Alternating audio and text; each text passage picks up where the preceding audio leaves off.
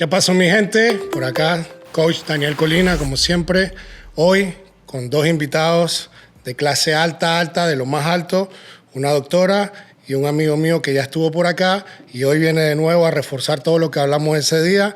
Joel y la doctora Maritza, hoy en el podcast número 10. ¿Qué tal, chicos? Joel Bustamante por acá, nutricionista clínico deportivo. Hola, soy Maritza Graciela Ríos, nutricionista, dietista clínica, especialista en el área de microbiota e investigadora. El día de hoy vamos a hablar de un tema súper interesante, un tema bastante trending que anda por todo el mundo, un órgano que es el intestino. Vamos a hablar sobre el tema de los prebióticos, los probióticos, el tema del gluten, el tema de la lactosa, qué es esto de intolerancia, qué es sensibilidad, qué es alergia. Ok, para empezar, les voy a preguntar, y más que todo para que la gente sepa, ¿cuál es la importancia del intestino? ¿Qué hace el intestino en el cuerpo de nosotros, para que la gente sepa por qué hoy estamos sentados aquí los tres? De verdad que muchísimas gracias por la invitación a este podcast, de verdad, y espero que lo disfruten también. Cuando hablamos de intestino y la importancia que tiene el intestino para nosotros solamente, o a veces siempre pensamos que el intestino solamente es para ir al baño a evacuar, ¿sí? Y no sabemos que dentro del intestino nosotros cada vez que comemos absorbemos, o sea, es parte de nuestra digestión, absorbemos los nutrientes que nos consumimos, llámese, no sé, si comemos arroz, si comemos una papa, si consumimos una proteína, si consumimos alguna ensalada. Y luego también tenemos microorganismos que son benéficos y también tenemos microorganismos que son dañinos. Entonces, es una amplia o una gran gama de, por decirlo así, de entender la importancia que tiene para nosotros en el cuerpo humano la parte intestinal, porque también tenemos dentro de esa línea del intestino células endocrinas, células inmunitarias y también tenemos células neurales, o sea, que es parte de la parte cerebral. Entonces, cuando dice la parte cerebral, ¿significa que el intestino está conectado? Hay una conexión, efectivamente, hay una conexión entre las neuronas que tenemos en el cerebro con nuestro intestino, y no solamente el intestino, también el estómago. Entonces puedo entender que si yo tengo alguna bacteria en el estómago o cualquier mala función en el estómago o en el intestino, ¿puedo tener dolor de cabeza? Por ejemplo, para poder entenderlo un poquito, más o menos explicado así, ¿qué es lo que conecta? Por eso se habla de intestino-cerebro, ¿no? ¿Qué es lo que conecta nuestro cerebro con las zonas digestivas? Un nervio que se llama el nervio vago, ¿sí? Es el conector entre la parte cerebral, el estómago y el intestino, tanto el intestino delgado como el intestino grueso. Si nosotros tenemos algún microorganismo que es dañino, eso va a producir ciertas sustancias que son tóxicas, eso pasa a tus torrentes sanguíneos. Y si, por ejemplo, voy a dar un ejemplo así, que esa conexión, si tú estás estresado, entonces el nervio vago, sí, escúchenlo, como un nervio vago, el vago que tenemos se inflama y eso va a producir sustancias, liberaciones de sustancias que son inflamatorias, y aparte de eso el microorganismo va a producir sustancias que son tóxicas y entonces vas a sentir el síntoma. El síntoma a nivel intestinal no va a ser exclusivamente de diarrea ni estreñimiento. Puedes tener, como acabas de preguntar, dolor de estómago, puedes tener también dolores de cabeza, se relaciona también con depresión, se relaciona también con ansiedad, pero estoy hablando de ansiedad a nivel psiquiátrico, no esa ansiedad que dice, tengo ansiedad de comer un dulce, o sea, ansiedad a nivel psiquiátrico. También está relacionada, de hecho, con molestias que no tienen nada que ver intestinales, sino musculares. Entonces, la importancia que tiene el intestino para nosotros es tan amplio que no nos imaginamos todo lo que conlleva no cuidarlo en la alimentación. Entonces, entender esa parte que pensamos que solamente servía para solamente la parte digestiva, que es sumamente importante, y de absorción de micronutrientes, o sea, de las cosas que tú consumes, y todo lo que conlleva, nos vamos a poder entender y cuidarlo específicamente. Claro, entonces la importancia acá de no automedicarse, porque muchas veces el dolor de cabeza es muy fácil tomarse una acetaminofén, pero realmente tú no sabes el dolor de cabeza a raíz de qué, de dónde viene. Entonces te tomas una acetaminofén y te estás haciendo más daño. Efectivamente. Ojo, no solamente a nivel del intestino ni a nivel del estómago, estamos hablando también de otros órganos. Y con esto no quiero decir que tomarse un acetaminofén sea malo, ¿sí? Si tú tienes un dolor de cabeza específico por algo, que puede ser por deshidratación, puede ser porque tienes una mala digestión, o sea, no estás digeriendo completamente los alimentos que estás consumiendo, o porque no has dormido bien. A lo mejor uno tiene que ver por qué está ocurriendo eso. Entonces, volviendo al tema del acetaminofén y guiando hacia la parte intestinal, automedicarse no es lo ideal. Hay que saber cómo está nuestro cuerpo, por qué está sucediendo esto, y entonces hacer los correctivos necesarios. Es sumamente importante. Es todo un mundo el tema Es un mundo. del intestino. En el sistema inmunológico, ¿cómo influye el intestino? Ok. ¿Cómo influye? Porque también tengo entendido que estar enfermo te puedes sentir por tener mal el estómago. Puedes sentir tipo resfriado, puedes sentirte así achicopalado. Lo que explicaba de la importancia del intestino, volviendo al tema del intestino. Nosotros tenemos células inmunitarias a nivel del intestino. El 70% del sistema inmunitario está en el intestino, ¿sí? En el intestino delgado y en el intestino grueso. Entonces, si nosotros no cuidamos la parte intestinal, muchas de ese desequilibrio a nivel del sistema inmunitario viene procedente de la parte intestinal. Cuando dices desequilibrio... Es que desequilibrio es que no está equilibrado. Imagínense ustedes una balanza. Sí, lo que iba era que la gente haciendo dietas locas... Puede suceder. Hay desequilibrio, ¿cierto? Efectivamente. Por eso siempre deben contactar a profesionales. Efectivamente. ¿Qué es importante entender sobre la parte inmunitaria? Muchas de las alergias, entendiendo como terminología la parte alérgica que tiene que ver con la proteína, si no toleramos muchas proteínas que básicamente es a nivel del intestino, produce una reacción inmunitaria.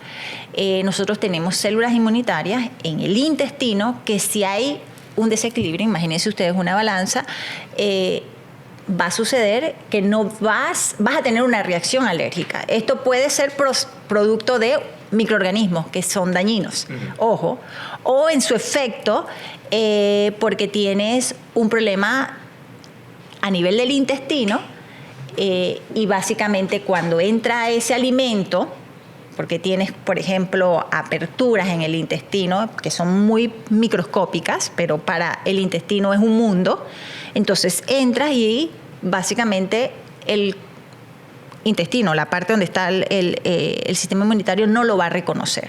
No va a reconocer esa proteína y es ahí donde viene la reacción alérgica. Ok. Voy a hacerte una pregunta porque seguro que ellos que están allá van a hacerse esta misma pregunta. Tengo todos los síntomas que has dicho. No sé qué hacer. ¿Por dónde empiezo? ¿Qué hago? Buena esa. ¿Qué hago? Ok, ya, me dijiste todo lo que yo siento hoy. ¿Qué hago? Vaya donde un profesional. No, ok. Pero además de ir donde el profesional a que me ordene las cosas, ¿qué hago? Quiero hacer algo para empezar. Mira, algo que esto ha venido en investigaciones hace mucho tiempo y antes se creía que todos los problemas que tenías, vaya donde el especialista endocrino, vaya donde el neurólogo, etcétera, etcétera, etcétera. Y se sabe que es a nivel intestinal. Si yo hago una lista de todos los síntomas que tengo, entender desde la base qué es lo que estoy comiendo. 2, cómo está mi nivel de estrés. 3, si hago actividad física. 4, si estoy durmiendo bien. Entonces, a veces ni siquiera nos damos cuenta si estoy durmiendo muy mal por decirlo, y no estoy hablando de que duermo 8 horas, pero esas 8 horas son muy mal dormir, eso va a causar un problema, aunque ustedes no lo crean, a nivel del sistema gastrointestinal. Yo lo sé, yo lo vivo todos los días. Yo hace 20 años sufro de apnea de sueño. Bueno, entonces eso va a producir problemas gastrointestinales. Como le decía yo a Joel por detrás de cámara, que a veces no necesitas tener diarrea, no necesitas tener estreñimiento, tienes otros síntomas y la gente cree que eso no tiene nada que ver con el intestino. ¿Cuáles síntomas puedes tener además de esos? Dolores musculares, migrañas. O sea, puedes tener dolores musculares, puedes tener migrañas. La piel, que también es un órgano que nos identifica si tenemos problemas intestinales, puede que te empiecen a salir granos y que soy adulto y tengo granos en la piel. O sea, ¿qué me pasó? Y nunca me había pasado. Está podrido el intestino. Probablemente. Lo que pasa es que esto parece como un cliché, que el intestino todo ahí es donde está el problema, pero es que nosotros todos comemos. Entonces podríamos decir que el intestino nos habla, pero tenemos que prestarle atención. Efectivamente, el intestino nos habla porque, y le explico siempre a los pacientes que yo atiendo, es que ustedes no consumen aire solamente, ustedes comen, ustedes toman agua, o sea, nosotros nos la pasamos toda la vida comiendo. Entonces nos parece algo tan normal. Desde el agua te puede crear bacterias en el estómago. Efectivamente. Si el agua está contaminada. Desde una mala fuente de agua. Efectivamente. Entonces, lo que dices tú. Y de ahí empiezan a radicar un montón de problemas. Así es, lo que dice Joel. O sea, el intestino nos habla. Lo que pasa es que no desconocemos porque muchas veces no entendemos la función del intestino. Y fue la primera pregunta que me hiciste. ¿Cuál es la función del intestino? Entonces, no entendemos la función del intestino, creemos que solamente es evacuar lo que comemos. De hecho, hay gente que evacúa todos los días y tiene problemas intestinales. Evacúa todos los días. No, yo no tengo problemas. Y cuando le van a hacer un examen, resulta ser que tiene divertículos, que son como unas inflamaciones a nivel del intestino grueso, o tiene pólipos. Y dice, no, yo evacúo todos los días. Entonces, hay que tener conciencia de lo que nosotros comemos. Hay que tener conciencia de cómo está nuestro nivel de estrés. Con eso te digo, no es que cuando vamos le dices levitar. a las personas, tenemos que tener conciencia de lo que nosotros comemos, ¿de qué estás hablando? Estoy hablando de cosas, voy a otro cliché, saludables. ¿Qué son cosas saludables? Nosotros vivimos en Panamá. Y en Panamá nosotros tenemos temporadas de vegetales, de frutas, de carne, de ese tipo de alimentos que a veces ni siquiera eso le tomamos en cuenta. Nosotros tenemos una temporada de frutas específicas que son temporadas de nuestro país. Sí, en mayo, por ejemplo. Y que podemos aprovechar. Y cuando se acaba eso, ya, y venga el otro, ¿sí?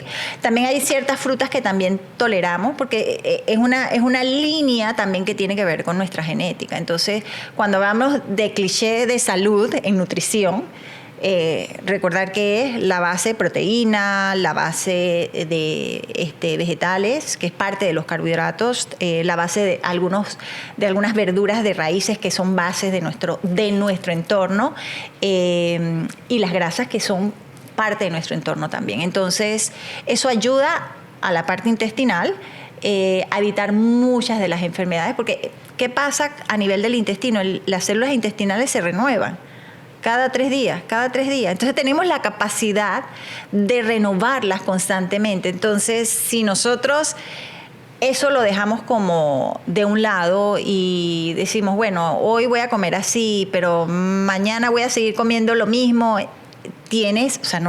no has renovado ese intestino, esa célula, con ese entorno, y las enfermedades no se dan de la noche a la mañana. Ok, entonces voy a ser el abogado del diablo. Entonces, no sirve comer bien todo el día, pero me comí una galletita. No sirve, es completo. Quitas la mala alimentación completa, ¿cierto? Lo ideal es eso, pero vivimos en un mundo no ideal. Yo tengo una pregunta entonces, porque entiendo los que están viendo el podcast y nosotros acá que tenemos una idea bastante clara de la calidad de alimentos. ¿Qué pasa con esto que llamamos bollería, que es todo lo que es procesados? Por ejemplo, te lo voy a poner sencillo. En una panadería X de un supermercado X hacen un dulce X, pero este dulce ya no es el clásico harina, azúcar, mantequilla, sino que ahora tiene unos números que lo agruparon en la palabra conservantes.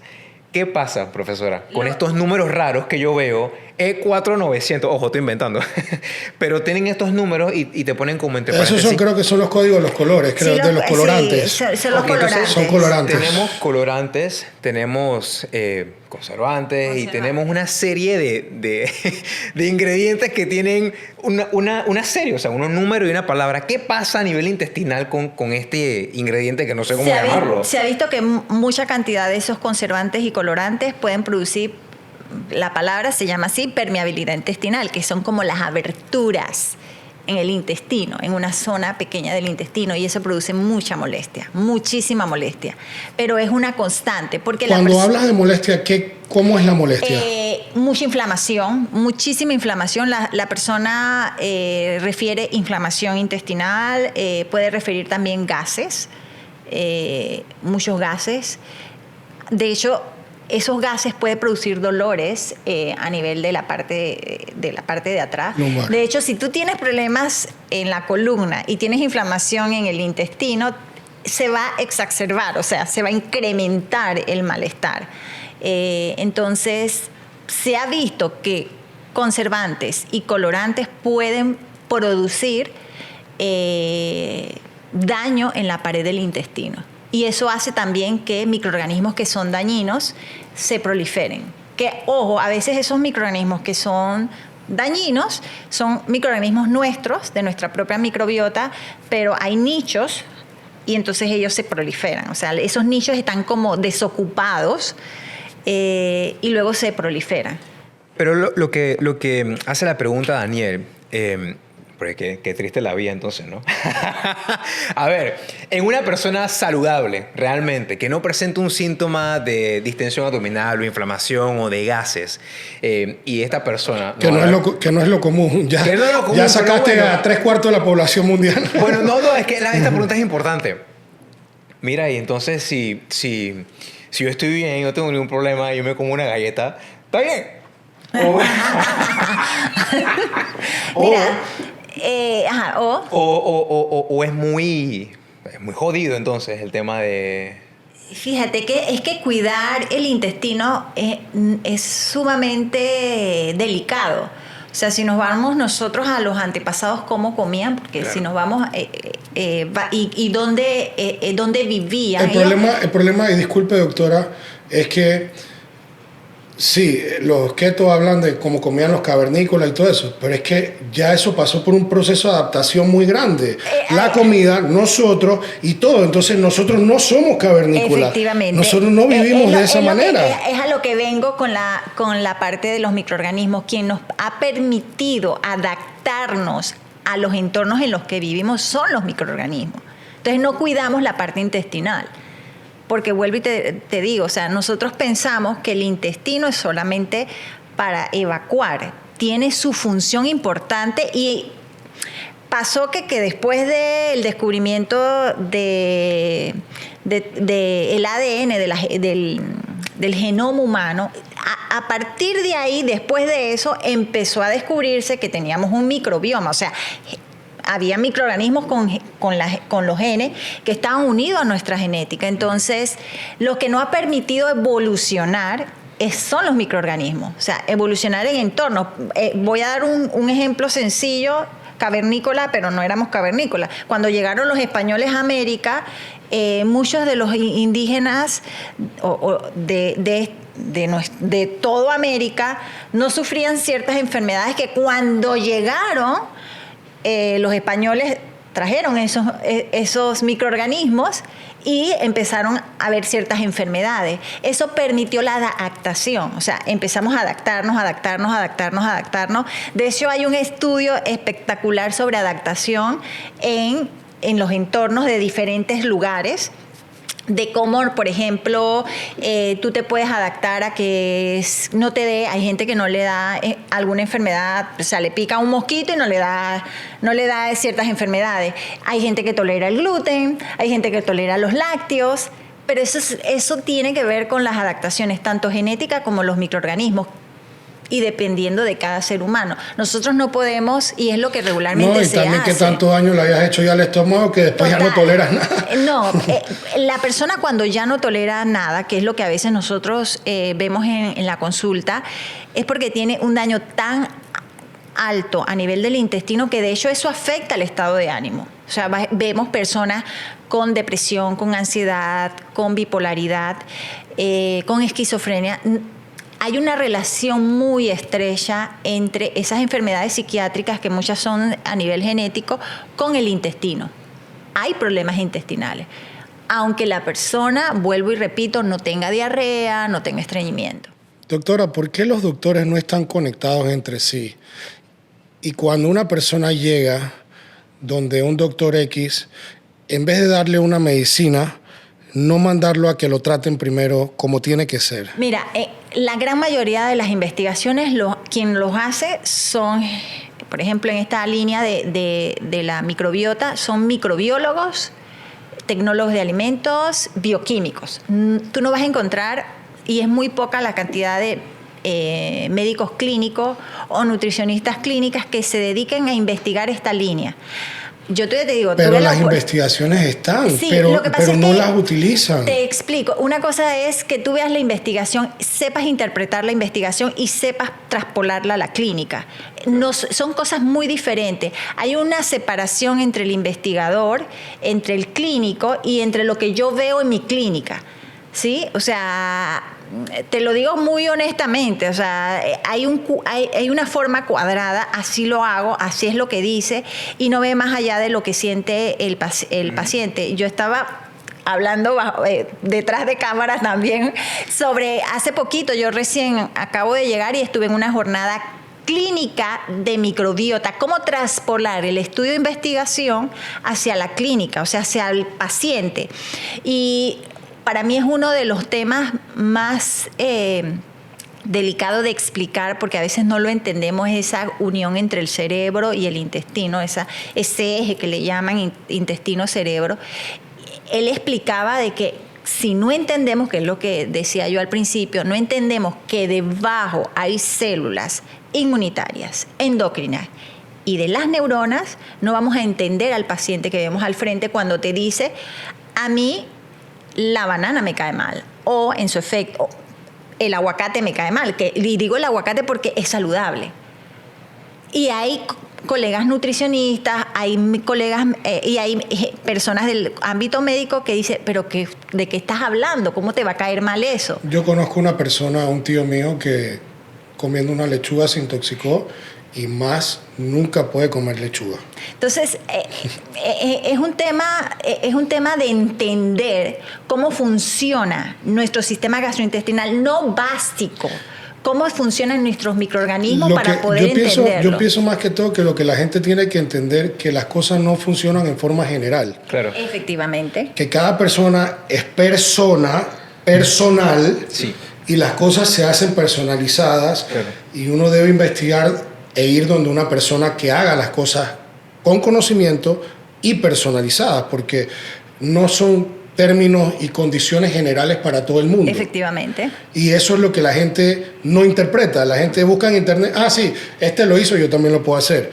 Y no, lastimosamente no funciona así. Mira, el tema nutricional, se habla tanto de nutrición, de cómo se alimenta la gente, y cada uno puede hacer una dieta específica y te funciona a ti, pero no le funciona a Joel.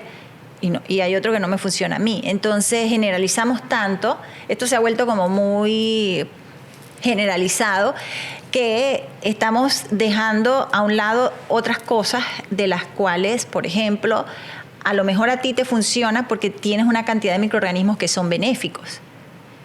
A lo mejor a ti no te funciona porque resulta ser de que tienes microorganismos que son dañinos, tienes un exceso.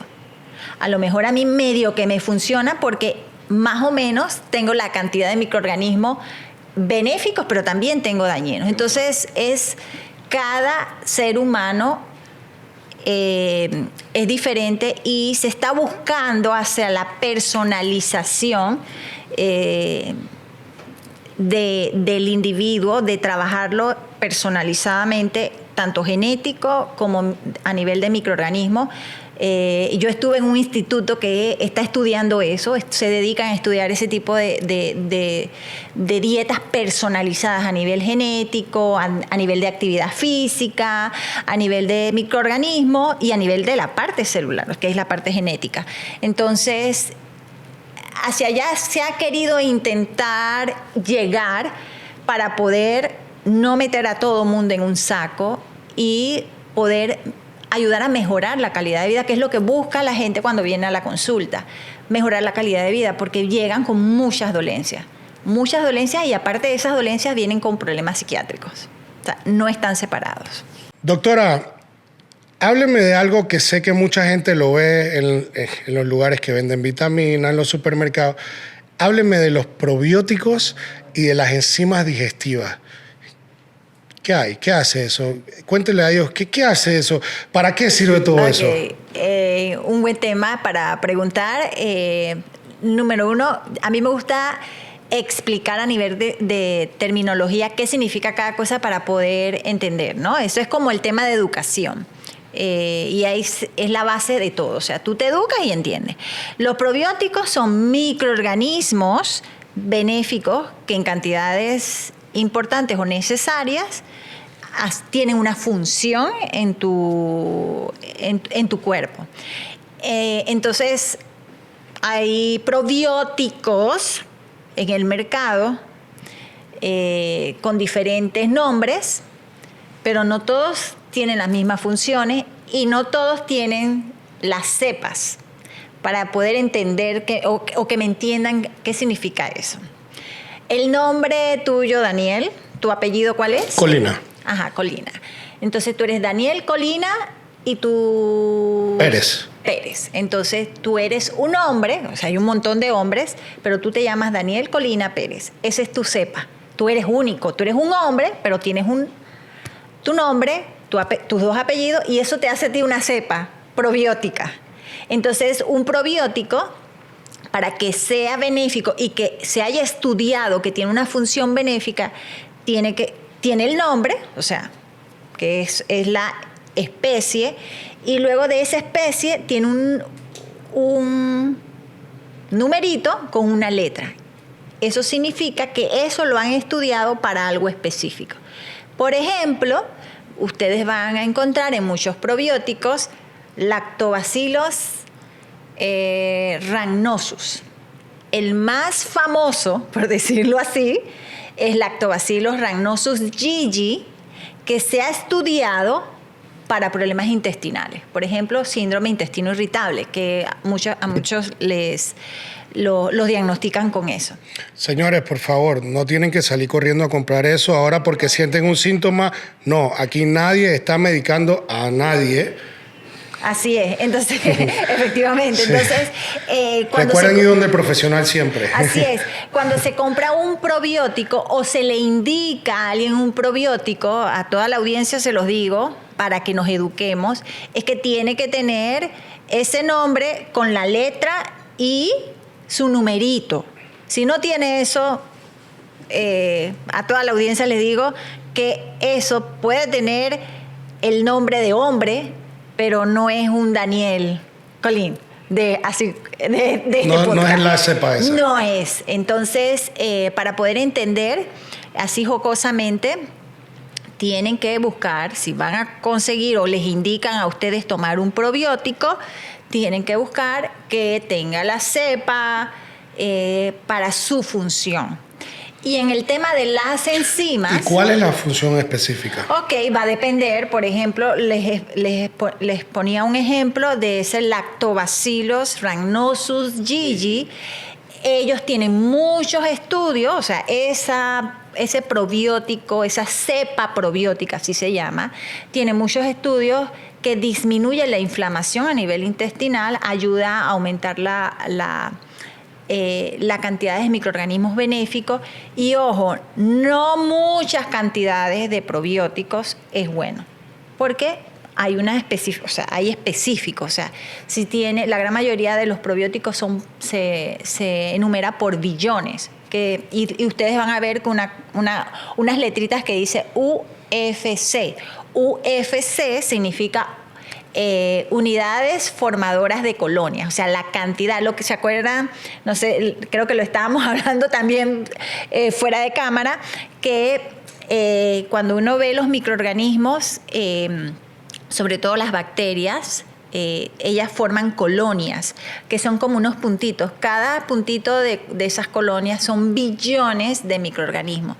Entonces, cuando tú te tomas un probiótico, esa cepa probiótica, con ese nombre específico, esa letra específica, ese número específico, ya se ha estudiado cómo funciona, y funciona.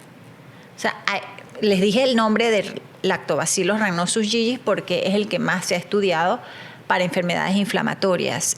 Pero hay otros estudios con otras bacterias benéficas. También hay otras bacterias que están a nivel del intestino, bifidobacterias, que es otro tipo de bacterias. Igual, con una letra y un numerito específico que se ha estudiado para disminuir el colesterol, ayudar a la pérdida de peso, pero eso en conjunto con la parte de la alimentación, con la parte de la actividad física, porque esto no es mágico, ¿ok? Pero ayuda muchísimo a mejorar la parte digestiva.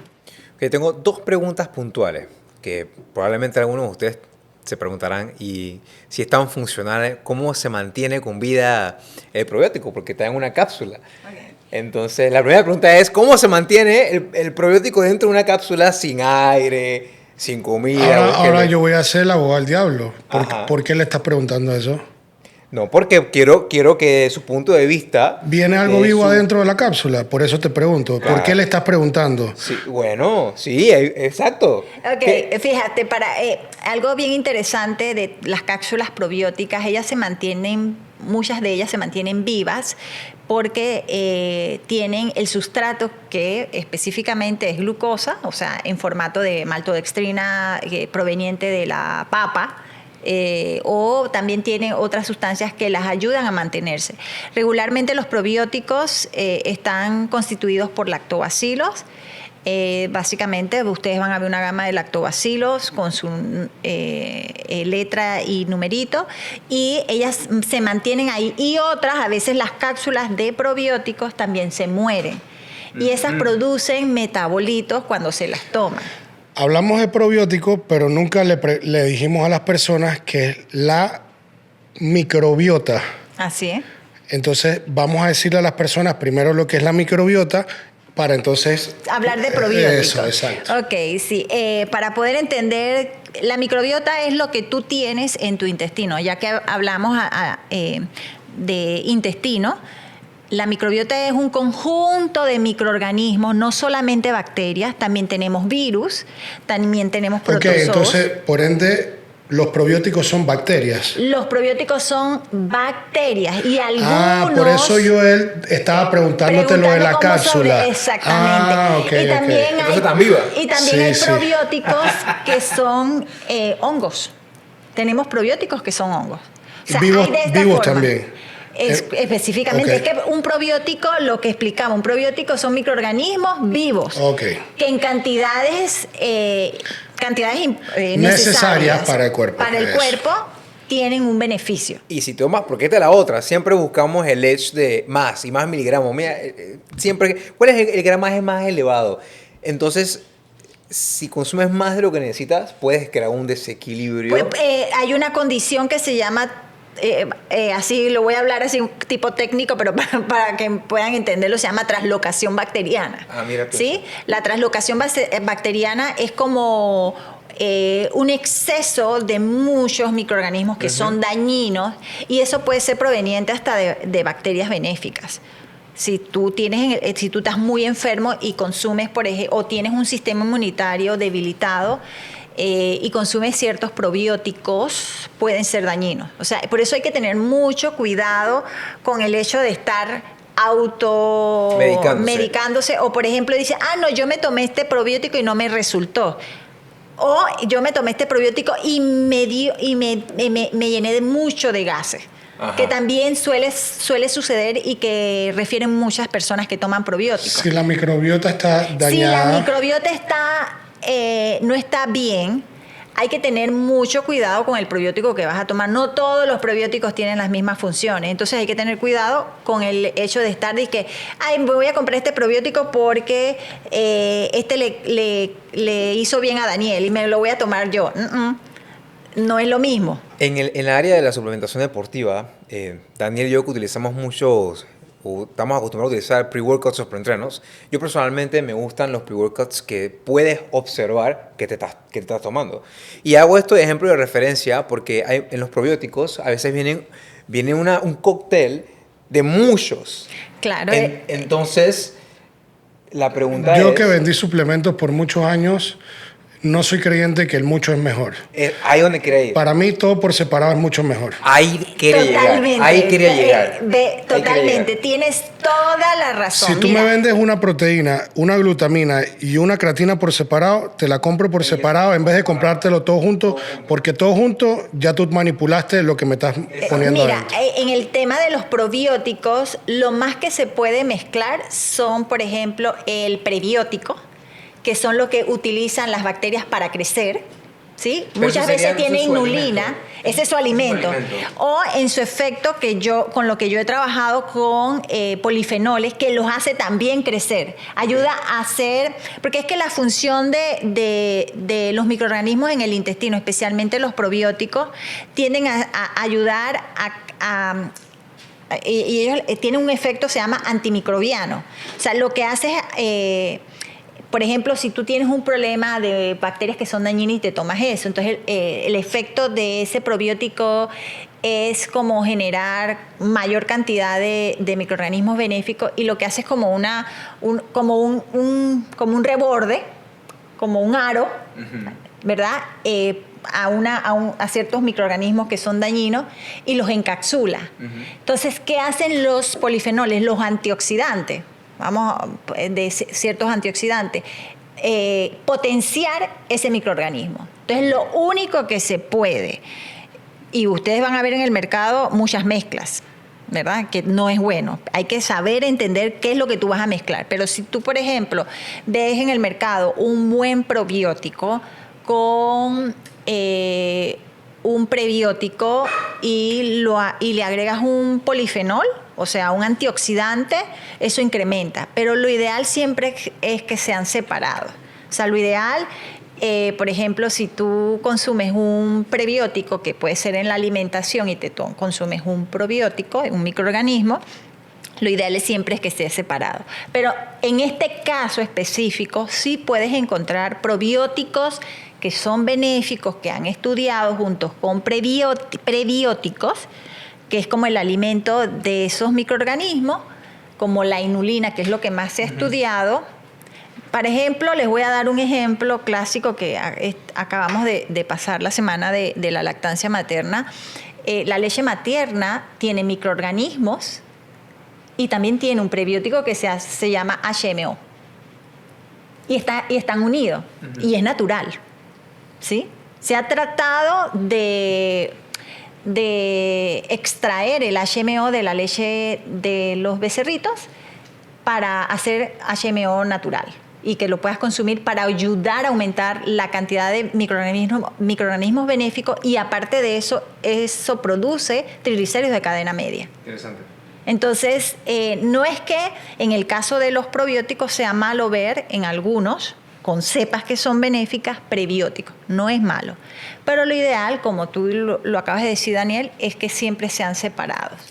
Cuéntame, doctora, hay un término tan famoso ahora en las redes sociales, el intestino permeable o el leaky gut. Ajá. Eso, ahora hay tantos inventos en las redes sociales. ¿Qué significa eso? En realidad no es un invento. O sea, existe el intestino permeable y eso viene principalmente, y que lo han estudiado, por el estrés. O sea, usted está muy estresado y créanme que tiene intestino permeable. ¿Y qué hace la gente? Desestresarse menos. No podemos, ¿verdad? ¿Cómo hace la persona? Y aparte de eso, es que se ha visto que la condición se agrava con el estrés. Pero ya la tienes entonces. Si estás muy estresado, no todo, es que tú no naces con eso, o sea, tú naces en una condición y va a depender también de cómo naces, ¿no? Pero tú naces dependiendo de qué comes, dependiendo de de los fármacos que te han dado durante niño, todo eso contribuye a que tengas un intestino saludable. Se llega a ser un intestino permeable que puede ser en edades pediátricas cuando se come muy mal, hay mucho estrés, se ha tomado antibióticos o se ha tomado algún otro fármaco o en otras condiciones que el intestino se vuelve como, imagínense ustedes como si fuera una coladera. El intestino permeable es una coladera y esa coladera, o sea, nosotros tenemos las vellosidades, imagínense ustedes, vellos, y cada vello tiene como se llaman... son como unos estrechos, como unos puentes, ¿sí? Y eso evita que pasen moléculas muy grandes, que no deberían, evita que pasen bacterias que son dañinas. Entonces, cuando hay intestino permeable, llámese por estrés, que es una de las principales causas, eso se daña. Y eso es parte como de las proteínas, esos puentes están constituidos por aminoácidos, entonces eso se abre y en unos espacios muy pequeños empieza a haber entonces problemas de permeabilidad. ¿Qué sucede cuando hay permeabilidad? La persona empieza a sentir síntomas. Ejemplo, no le cae casi nada bien. Cuando la persona te dice, no, pero yo comía antes manzana y ahora la manzana me cae mal, créale que sí. Puede ser que tenga intestino permeable, tiene muchos problemas intestinales en el sentido de que se distiende, o sea, tiene mucha hinchazón. ¿Se recupera eso? Sí se puede recuperar. ¿Lo dejas por cuánto tiempo? Yo no puedo asegurar cuánto tiempo, o sea, porque es muy difícil, ni siquiera con una endoscopía, o sea, que te miren el intestino delgado o con una colonoscopia que te lo miren el intestino grueso, es muy difícil decir cuánto tiempo se recupera, o también es muy difícil decir usted tiene intestino permeable. Lo que pasa es que es por síntomas, hay sintomatología y todo esto se sabe es por los estudios e investigaciones que se han hecho en ratones. O sea, en humanos llegar hasta esa profundidad no es tan fácil, pero sí hay síntomas. O sea, hay síntomas que reflejan que la persona puede llegar a tener intestino permeable. Hay síntomas que te dicen que tiene disbiosis, hay síntomas disbiosis es como un desequilibrio de los microorganismos tuyos en el intestino. Hay síntomas que te dicen que tú tienes sobrecrecimiento de bacterias, hay síntomas que te dicen que tienes sobrecrecimiento de hongos. Hay síntomas que te dicen que tienes sobrecrecimiento de bacterias que producen muchos gases. Hay síntomas que te refieren que tienes parásitos. Y de hecho hay parásitos que ni siquiera se pueden ver en un examen de heces normal. Pero sí está el síntoma. Entonces tienes que saber los síntomas. Una vez ahí rompiendo el hielo un poquito, estaba yo viendo Discovery Channel. Y una señora estaba con su hija en urgencia porque la hija tenía un dolor abdominal muy, muy grande que lloraba y se quejaba. Y cuando estaban en urgencia, los doctores le empiezan a preguntar qué había pasado. Y nada, no sabe, nada. No, ella empezó con un dolor y entonces empiezan a hacerle las preguntas para atrás de todo lo que habían hecho. La mamá, la niña era gordita y la mamá le había comprado parásitos en pastillas en México y se los había dado. O sea, eso es lo que estaba llena de parásitos. ¿Pero y con qué objetivo? Pues, me imagino que se le comieran la grasa, no sé, dice que eso era súper efectivo, decía la señora. Oye, tú puedes creer, le llenó a la niña la barriga de parásitos solamente para que bajara de peso. El tema de bajar de peso y quemar grasa es una locura. O sea, ¿hasta dónde llega la gente? ¿Hasta dónde llega a hacerlo? Les decía que hay unos probióticos y hay artículos de investigación. Hay unos probióticos con cepas específicas que ayudan a la pérdida de peso, pero es una mezcla de actividad física, es una mezcla del sueño, es una mezcla de la forma de comer. O sea, es que no son cosas mágicas. Se ha visto que funciona muy bien igual que otros. O sea, se ha visto que las personas que tienen obesidad tienen problemas de sobrepeso, que tienen hipertensión, tienen disminuido esos microorganismos que son benéficos a nivel del intestino grueso. Entonces, claro, empiezan a hacer estudios en ratones. Primero los estudios se hacen in vitro. In vitro quiere decir que en unos platos de Petri, en esa línea estuve yo, en el laboratorio se hace primero eso y luego después lo traspolan a los ratones y luego de los ratones a los humanos. En el humano han hecho estudios, lo que pasa es que somos seres humanos con tanta diversidad que a lo mejor lo que te funciona a ti, lo que hablábamos hace rato, no te le funciona a otra persona. Entonces se está probando ese probiótico como funcional para eso, igual que otros que han salido al mercado. Pero todavía, vuelvo y repito, falta bastante por estudiar. No todo en la pérdida de peso es mágico. Hay que hacer esfuerzo para Doctora, llegar y le hago a una eso. pregunta. Entonces, las personas, voy a ser de nuevo el abogado del diablo. Entonces dicen, no, pero es que primero me dijiste que tomar medicina es malo, pero me das una pastilla también para que me la tome. Una cápsula. En el caso de las cápsulas de probióticos, no es un fármaco. Fármaco es una sustancia sintética. Ok, yo te lo pregunto porque ellos hablan del tema de tomar pastillas per se que te va a dañar el hígado, igual que una medicina. Claro, pero es que en realidad como no es un probiótico, su función no es dañar el hígado, o sea, no tiene un efecto secundario para ¿Y una vitamina? En el caso, dependiendo de los otros ingredientes que tiene. Y cuando digo dependiendo del caso de la persona a nivel corporal, inicialmente no todos los probióticos, o sea, no es necesario la toma de probióticos o no es necesario la toma de suplementos, ¿sí? Pero es como yo siempre explico, ¿por qué se mandan suplementos o probióticos? Como para empujar en la condición que tú estás. Porque probióticos tú los puedes conseguir naturalmente. Un yogur griego tiene una muy buena cantidad de probióticos, pero ojo, si la persona tiene una cantidad excesiva de microorganismos que son dañinos, por ejemplo, que producen demasiado metano o que les inflama, yo te mando yogur y lo que voy a es incrementar el problema. Entonces hay que tener mucho cuidado con la autosuplementación, así como la automedicación. Ahora estamos hablando de la autosuplementación. Yo no es que estoy en desacuerdo con la suplementación. La suplementación es importante cuando lo necesita el cuerpo. Por ejemplo, tú le haces un estudio de micronutrientes a una persona, porque la persona... Nosotros en nutrición trabajamos a ciegas, mandando cosas. Haga esto, haga aquello, porque nos ha funcionado, pero trabajamos a ciegas. Coma esto, haga la suplementación. Cuando uno le manda, yo he tenido, y lo digo así, he tenido pacientes que toman suplementos de magnesio y se les hace estudio de micronutrientes y tiene deficiencia de magnesio. Y me dice, pero ¿cómo no absorbes bien en la parte intestinal? Entonces hay un problema intestinal que hay que resolver. Y así te diste cuenta. Y así es que uno se da cuenta. Pero regularmente nosotros trabajamos a ciega.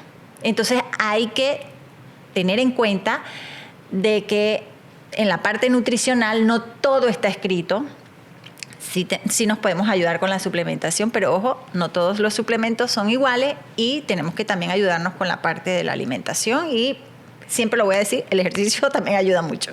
Química sanguínea y suplementar lo que sea necesario. La química sanguínea te da un aspecto de todo lo que tú puedes observar de una persona. De hecho, hasta el hemograma a nivel del sistema inmunitario también te puede decir si hay deficiencia. Lo que pasa es que no sabes exactamente qué deficiencias hay. Porque tú puedes hacer un hemograma completo y los linfocitos están bajos.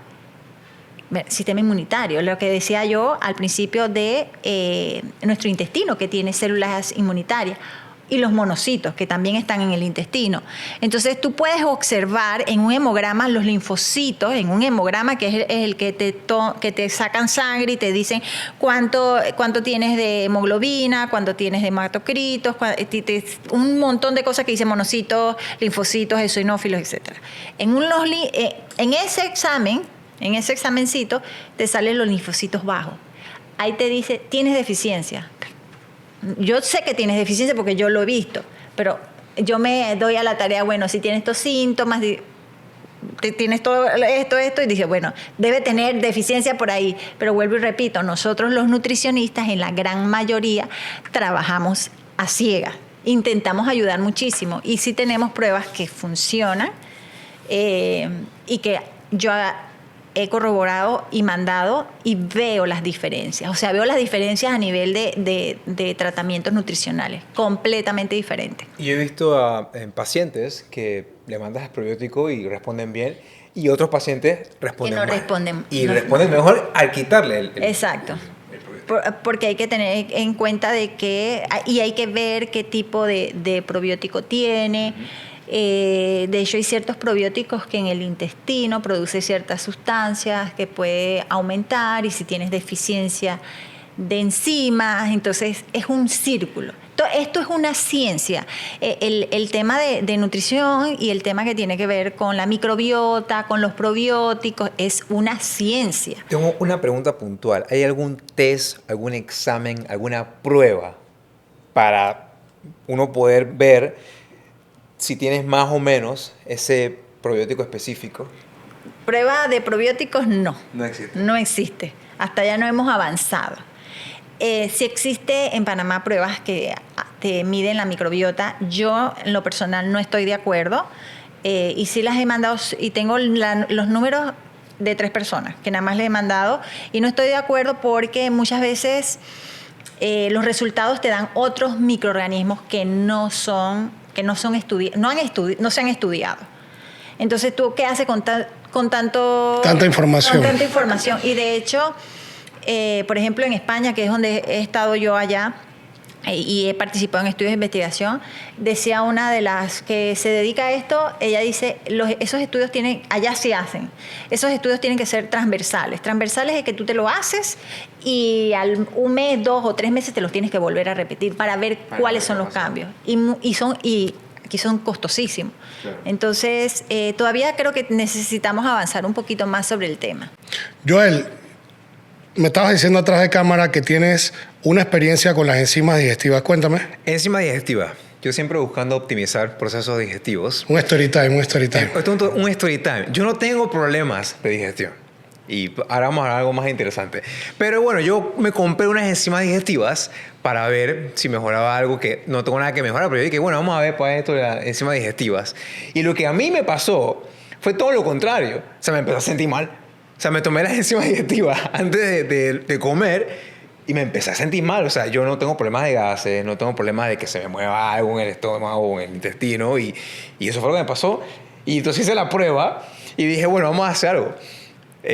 No la voy a consumir en 2 días y un random día la vuelvo a consumir y el síntoma se repetía. Así que automáticamente dije, bueno, las enzimas para mí al menos no funcionan.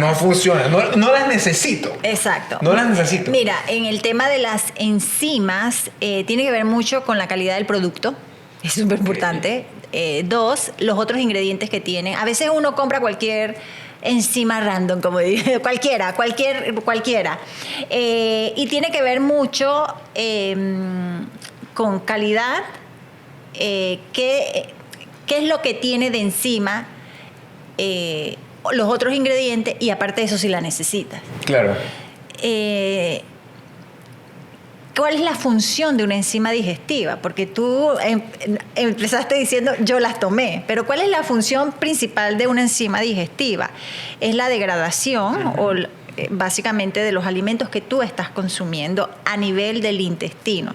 Pero nosotros tenemos en el estómago, la vesícula también produce, el páncreas también produce enzimas digestivas. Nuestras vellosidades producen enzimas digestivas. Entonces, quizás tu problema, que a veces a mucha gente le sucede, es que no las necesites, es que quizás los ingredientes o los otros ingredientes que tenía pudo haberte causado el malestar.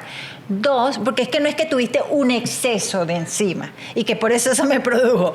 Tiene que ver con la calidad del producto, los otros ingredientes y además, ¿para qué tomas enzimas digestivas si tú estás produciendo suficiente? Claro. Entonces, no son necesarios. O sea, entonces, ¿sería necesario de repente en una persona que tenga una sintomatología que al consumir algún macro, y sea de grasa o de proteína, tenga problemas para digerirlo, se sienta pesado? Depende. Mira, yo las enzimas digestivas se las indico muchas veces a las personas que le han quitado la vesícula, que no tienen vesícula, ¿ve? Que muchas veces no digieren correctamente muchos de los alimentos y tienen muchos síntomas. Por ejemplo, también se los indico a personas que tienen desequilibrio en sus microorganismos benéficos o que tienen un exceso de otros microorganismos. O sea, voy viendo, pero es lo mismo que los probióticos, ojo.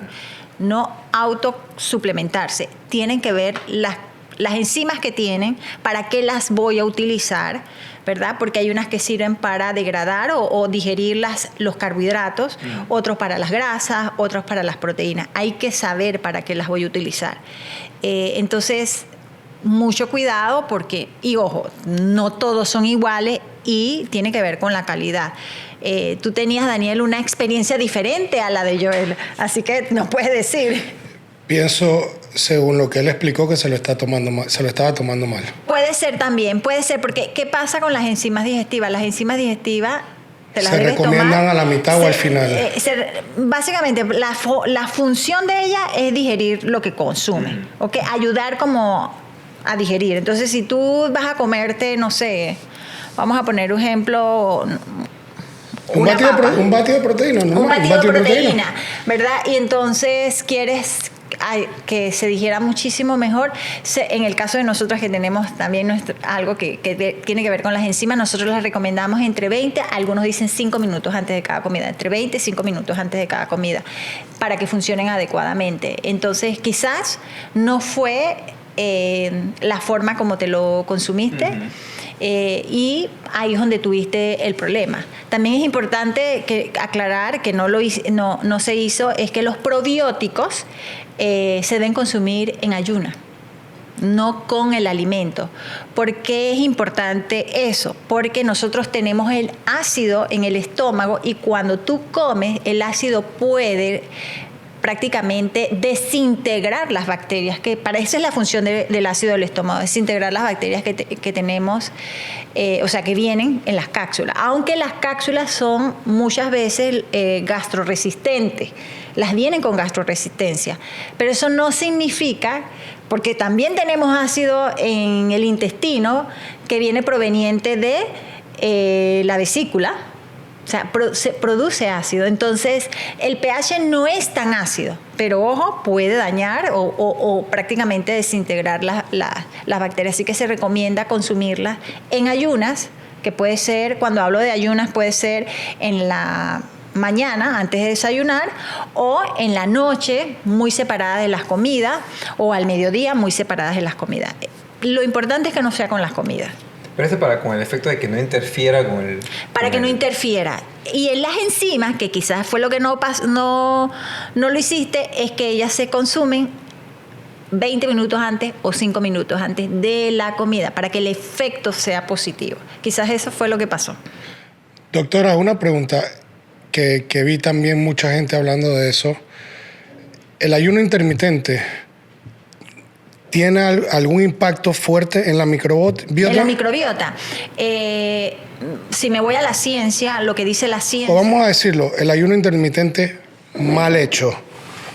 Claro, es que hay el ayuno intermitente que viene de estudios de hace mucho tiempo, y los primeros estudios se hicieron con las personas los árabes que... hacían el Ramadán, y ahí fue donde empezó todo. ¿Cuál era el beneficio? Lo único que pues no se había estudiado cuál era el beneficio en la microbiota, y resulta ser que si nos vamos a la parte científica, hay muy buenos estudios que ayudan a mejorar esos microorganismos que son benéficos, pero también hay otra controversia que puede ser que lo disminuya. Entonces, en la ciencia siempre hay controversia. Uno saca un estudio de investigación que dice sí hay beneficio, y luego sale el otro y dice no hay beneficio. Entonces, ¿pero afectan a la microbiota? En estudios de investigaciones, en algunos artículos de investigación, se ha visto que mejora microorganismos benéficos. En otros estudios, que es la controversia, disminuye. Yo siempre me voy a ir como dice el abogado del diablo, porque es que estoy en las dos líneas, investigadora y clínica, lo que refiere al paciente, lo que sea mejor para el paciente. O sea, la investigación te dice una cosa, pero tú tienes que ver al paciente como un individuo, porque va a depender de ese ayuno, o sea, de ese ayuno, cómo rompe el ayuno, qué es lo que consume el paciente. De hecho, se habla de que cuando tú tienes un problema intestinal, el descanso gastrointestinal ayuda mucho. Y en algunos pacientes funciona muy bien. De hecho, se recomienda el descanso intestinal cuando tienes mucha inflamación intestinal. Y los alimentos plant-based. Eso es otra controversia. Es una controversia para la comunidad que es vegana y vegetariana. Es mucha controversia. Yo voy a hablar desde mi propia experiencia. Yo fui vegana y fui vegetariana. Y puedo decir que lo fui por un tema gastrointestinal. Y me fue súper bien, pero a nivel hormonal me fue fatal. Entonces es una controversia y las controversias a veces son muy buenas, ¿no? Cuando usted dice a nivel hormonal me fue bien... No, a nivel gastrointestinal me fue muy bien. Disculpe, porque a nivel hormonal mal. yo lo hice por un tema gastrointestinal. A mí me diagnosticaron Helicobacter pylori y yo a partir de ahí dije que había sido porque yo consumía mucha proteína animal. Entonces yo dije, les digo desde la ignorancia en aquella época. ¿Se le curó? ¿Se le curó? Me fue súper bien, se me quitó todo. Pero se le curó la bacteria. Helicobacter pylori es un microorganismo oportunista de nuestra propia microbiota. Entonces no es que se cura, simple y sencillamente lo que hace es disminuir la proliferación. Entonces decidí ser vegana, después vegana primero, y resultó ser que empecé a tener problemas hormonales. O sea, era sumamente delgada, súper delgada, hacía mucho ejercicio, pero tenía problemas hormonales serios. Porque cuando tú eres vegano, utilizas cosas como la soya, el gluten, etcétera. Entonces empecé a tener problemas hormonales. Con esto no quiero decir, porque yo he hecho dietas veganas y vegetarianas a personas bien, de alguna forma bastante equilibrada, pero siempre tienes que suplementar. A nivel de la microbiota, que es el tema en el que estamos viendo, es que los estudios de investigación que se han hecho, o sea, de los artículos que se han hecho, las comparaciones entre una dieta vegana y vegetariana han visto que tienen mejores cantidades de microorganismos benéficos en comparación con dietas western, que le llaman, que son dietas con grasas trans o con mucha cantidad de proteína animal. Pero a veces tú te vas a la metodología de investigación de esos estudios, o sea, ¿cuál es el objetivo que buscan en una investigación? Te vas a la metodología y en la metodología a veces consigues cosas que tú dices, espérate, esto no me parece. Entonces, es un tema bastante controversial. Se ha visto de verdad que la diversidad en las personas veganas y vegetarianas es muchísimo mejor en cuanto a microorganismos benéficos. Pero hay que ver la calidad del alimento cuando y la calidad de vida que tienes con esa alimentación, porque entonces, te curaste algo, pero todo lo otro se te fue. Efectivamente, entonces uno tiene que tener como en el tema clínico, no como investigadora, uno tiene que tener la apertura de ver todas las aristas. En el tema científico, uno es un poco cuadrado, porque lo que sale es lo que es. O sea, esa es la separación que existe muchas veces en investigación. Y yo he estado de los dos lados, y de los dos lados es muy difícil ponerse de acuerdo, ¿no? Entonces, como clínicos, o sea, si nosotros nos vemos como clínicos, tenemos que ver al paciente como un todo y ser respetuoso hasta donde dañe su salud, porque yo he tenido pacientes veganos o vegetarianos en el que prácticamente empiezan a tener síntomas muy, muy graves, y yo digo, mira... Y muchos ni siquiera lo quieren aceptar. Y mira, me ha tocado decirle, mira, vamos a tener que probar una vez al mes algo de proteína. Sí. Pero de esos síntomas, ¿qué era lo que más se repetía? Prácticamente siempre son síntomas de deficiencias. Deficiencia de vitamina. De micronutrientes. Yo tengo varios clientes que por su religión son, vamos a decir no su religión, sus creencias, son inclinados a ser vegetarianos Y el problema es que cuando eres vegano o vegetariano no buscas ayuda, volviendo al tema de la alimentación, porque consideramos que yo estoy comiendo y porque un profesional me va a decir a mí cómo yo voy a comer. Sí. Y les voy a decir algo, yo estudié la carrera de nutrición en México y estuve en un lugar donde la enseñanza era vegana y vegetariana.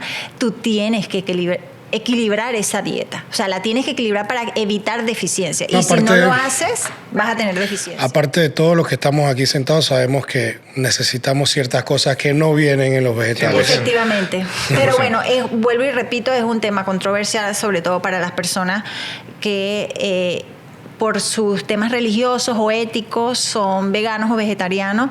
Yo siento que hay que respetar un poco sus creencias, sobre todo el tema ético, pero también hay que entender la parte de salud que estamos dejando a un lado, la parte de los microorganismos. Vuelvo y repito, los artículos de investigación pues están a favor, o se inclinan a favor de este tipo de dieta porque produce mucha diversidad. Ahí yo te haría una pregunta, tú como investigadora, ellos se inclinan a un lado, pero ¿qué están investigando? Por ejemplo, las cantidades de microorganismos benéficos. Ok, pero entonces yo te voy a decir, como el abogado del diablo, te voy a decir, sí, te investigaron el intestino súper chévere, pero te volvieron mierda la vida. Claro, porque es que, fíjate, lo que pasa es que en investigación hay líneas de investigación. No, por ejemplo, si tú te dedicas a investigar fibra dietética y función de microorganismos, tú no te vas a dedicar a ver si te dañó el hígado o te dañó el cerebro o te faltó, no sé, una deficiencia de algo. En investigación son líneas de investigación. Esto es como un mapa. El clínico lo que debe hacer es hacer su propio mapa de investigación. ¿Qué significa eso? De todos los estudios de investigación, y eso lo he hablado con mi colega y socia del consultorio, es hacer un mapa. O sea, todo lo que tú tienes, haces todo un mapa, haces todo lo que tú tienes, y con eso tú ves al paciente a nivel clínico, es un individuo. O sea, no lo puedes tratar igual que lo que hicieron en un estudio de investigación, porque muchos de los estudios de investigación se hacen en ratones. Entonces, traspolarlo al humano, les digo que no es fácil. Hay muchas aristas. Yo ahorita estoy en mis últimos análisis de investigación que hice hace poco en España, y es muy complicado porque lo que estoy haciendo es asociar patrones de alimentación. Ya tengo la parte de microbiota, patrones de alimentación con el perfil lipídico, y no es tan fácil asociar, porque asociación no significa causalidad, o sea, pero por lo menos te da una idea. Entonces, en humanos no es tan fácil. En ratones es fácil porque lo tienes controlado. Hacer un estudio que lo hicimos de patrones alimenticios en la pandemia no fue tan fácil después cuando teníamos todos los resultados. Analizar eso, cómo comían, y luego traspolarlo en un escrito, y luego después eso no es tan fácil, pero tenemos una idea. Entonces, en el tema intestinal tenemos una idea de cuáles son los microorganismos que se han estudiado y que son benéficos, que es la conexión entre los alimentos que tú consumes con los microorganismos benéficos, y se ha visto que mucha cantidad de ciertas sustancias dañan esa microbiota. Eso no significa que, por ejemplo, la persona que es carnívora toda su vida, por decir un tipo de dieta, esté mal intestinalmente hablando. Es ese individuo. Lo que pasa es que generalizamos. O la persona que hace una dieta muy baja en carbohidratos, o una dieta muy baja, porque es que no me gusta decir la otra palabra, o una dieta baja en carbohidratos, o una dieta con carbohidratos o variada.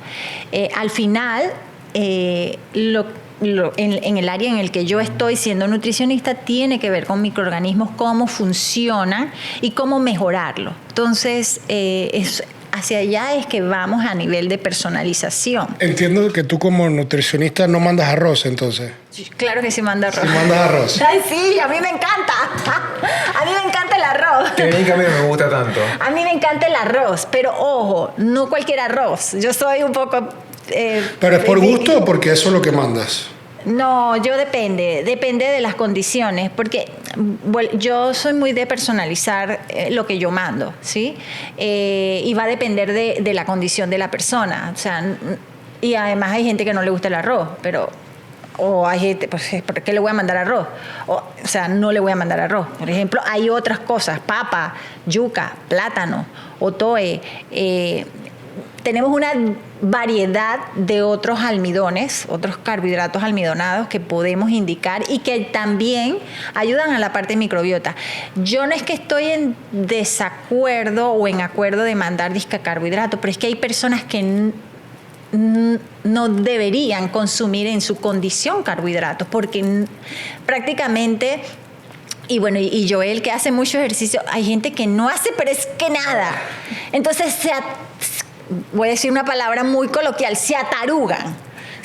Me encanta esa palabra, se atarugan de tantos carbohidratos que dañan su sistema, no solamente hormonal, sino gastrointestinal. Quiero entenderlo yo para poder explicárselo a ellos. Entonces tú dices que, disculpa, lo que tú enseñas y mandas es que personas sedentarias que no tienen cómo gastar esos carbohidratos, no le mandas esos carbohidratos. Hay algunos carbohidratos que no le mando. Otros sí se los llego a mandar porque algunos ayudan pero a la parte intestinal. Pero el que se tira 10 kilómetros y no come arroz... Es diferente, es un escenario diferente. Es un escenario diferente. Efectivamente, mira, es que el cuerpo humano es tan inteligente a nivel genético y a nivel de microorganismos que lo que... a veces no lo entendemos, o sea, queremos comer porque es algo tan natural comer que nos parece normal que... Comer cualquier cosa. O sea, entonces no es así. Una persona como Joel, que hace mucho ejercicio, pero mucho ejercicio, y se dedica a hacer mucho ejercicio y que entiende el cuerpo, que lo ha estudiado, él sabe cómo manejar muchos alimentos que él come o otras cosas que no son alimentos, porque lo sabe manejar, ¿no? Entonces, pero una persona que no entiende mucho, que está enferma, que tiene problemas psiquiátricos, que sigue con dolores, molestias y sigue comiendo como está comiendo, pues, o sea, hay que hacerles cambio, urgente, claro. Pero es urgente. Y esto incluye tanto una población que no tiene nada que ver con salud como una población con salud, porque una población con salud son a veces los más enfermos. Está hablando de la población con salud, del sector salud. Lo que pasa, doctora, es que hay mucha gente que cree que está comiendo bien y no está comiendo bien. Cree que están saludables y no están saludables, entonces... Pero es un tema de educación, o sea, no entendemos o sea, no entendemos en el tema de educación nutricional, no entendemos muchas cosas en cuanto a la alimentación. Vuelvo y repito, creemos saberlo porque el acto de comer es normal. Si a ti, por ejemplo, una persona te dice que tienes que dormir y es un especialista en el sueño y tú duermes, por ejemplo, yo duermo y yo creo saber cómo duermo, pero a lo mejor estoy durmiendo mal porque a veces amanezco un poco cansada, ¿ve? Entonces, a veces nos creemos, porque hacemos un acto constante, creemos que lo estamos haciendo bien. Nosotros vamos a un odontólogo, yo no soy odontóloga, yo voy a un odontólogo para que me haga limpieza. Pero yo podría hacérmelo en mi casa. No, porque yo no estudié eso. Entonces, zapatero a su zapato. Zapatero a su zapato. Entonces, el tema nutricional, a mí me apasiona la nutrición. Yo entré por casualidades a estudiar la carrera de nutrición. Me apasiona lo que tiene que ver con microorganismos porque he vivido la experiencia de trabajar con microorganismos. Entonces, lo digo con mucha propiedad. Y he vivido trabajar también con humanos en temas de investigación, que no es fácil. O sea, me quedo yo con los microorganismos siendo nutricionista. No es fácil por el hecho de que cuando tienes todos los datos, traspolarlo a la hoja y escribir y analizar no es fácil. Con los microorganismos es diferente, porque ya lo viste, o sea, viste el microorganismo, viste cómo creció, viste todo ese proceso, viste cómo hizo el halo, eso es divino. Con humanos no vemos eso. Vemos la microbiota, eso sí les puedo decir, yo veo la microbiota de las personas que atendí, pero no es lo mismo, no es lo mismo de ver el microorganismo.